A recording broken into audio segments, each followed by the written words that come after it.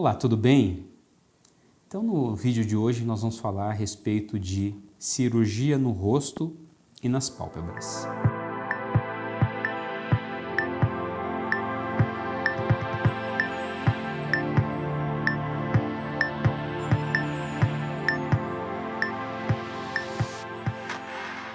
Antigamente, só existia uma cirurgia que você poderia fazer no rosto, que era a cirurgia de face completa.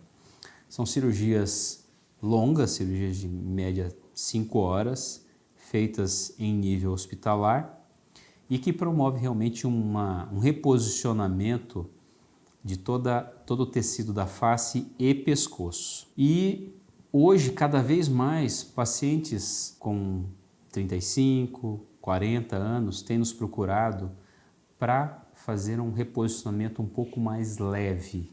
E aí entra então o que a gente chama de mini lifting, ou seja, uma cirurgia de face mais reduzida. Qual a diferença? Então, tudo vai depender, primeiro, do caso de cada paciente e da expectativa. Habitualmente, pacientes acima de 60 anos, 70 anos, elas vão ter um benefício através de um lifting completo, que é essa primeira cirurgia que eu tinha falado. Pacientes, obviamente, tanto do sexo masculino como feminino, a partir dos 35 anos, que tem pouca flacidez, principalmente pacientes caucasianos, que têm uma pele um pouco mais fina, vão se beneficiar então de um reposicionamento um pouco mais leve e aí a gente consegue reduzir o tempo cirúrgico para 2 horas. Coisa importante na cirurgia de face também, além do reposicionamento de tecidos para tratar a flacidez, é a questão da volumetria. Então, o volume da face, ele também vai se perdendo com o passar dos anos.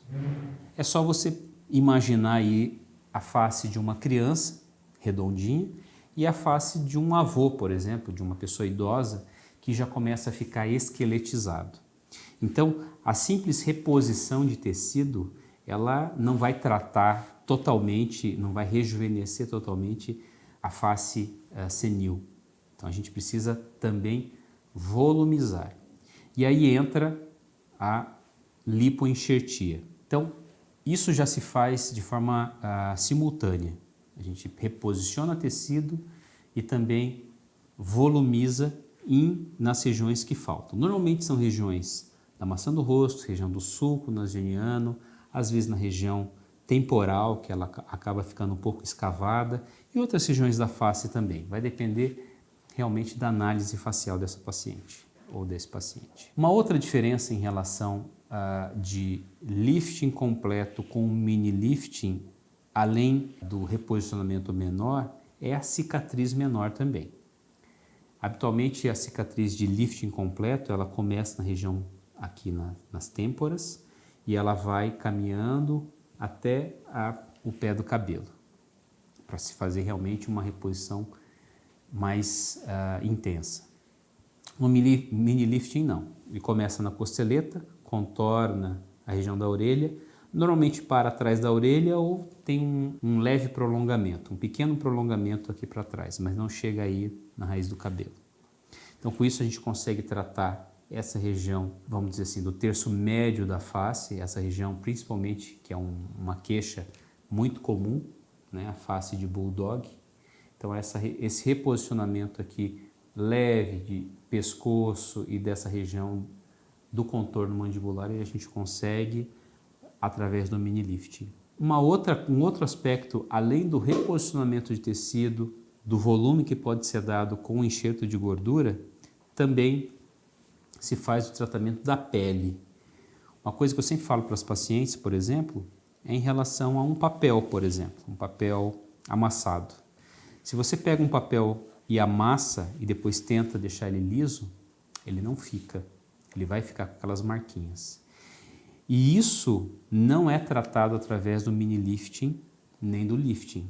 Então a gente precisa fazer uma abordagem já na pele, que eu recomendo sempre o laser de CO2. Então, através de um tratamento Se a gente tem um caso de face senil ou face envelhecida, com os primeiros sinais de envelhecimento, né, com a queda daquelas estruturas, então se faz necessário o reposicionamento, o tratamento da pele e, às vezes, aumentar o volume da face, ok?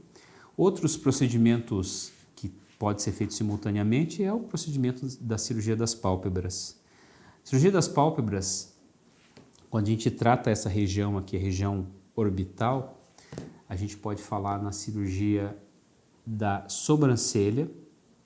Então, hoje se faz reposicionamento de sobrancelha, tanto o reposicionamento da sobrancelha global, né, de toda a sobrancelha, ou só da cauda da sobrancelha, só essa porção final.